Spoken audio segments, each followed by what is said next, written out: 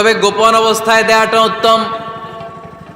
প্রকাশ্য দান করলে আল্লাহ কবুল করেন, ওইটাতেও সওয়াব আছে, কিন্তু গোপনে দান করলে বেশি খুশি হয় কে? গোপনে দান করলে আল্লাহর রাগ ক্রোধ কমে যায়। আপনার কোনো পাপের কারণে আল্লাহ যদি আপনার উপর রেগে থাকে, আপনি গোপনে কিছু দান করে দেন, ওই রাগটা মুহূর্তেই ঠান্ডা হয়ে যাবে।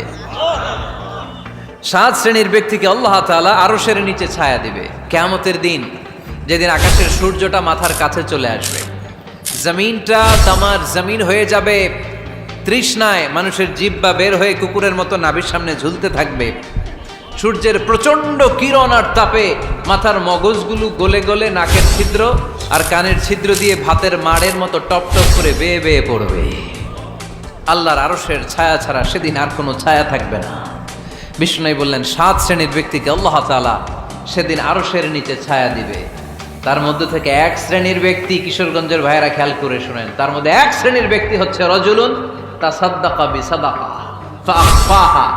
1 শ্রেণীর ব্যক্তি হচ্ছে ওই ব্যক্তি যে গোপনে আল্লাহর জন্য দান করে।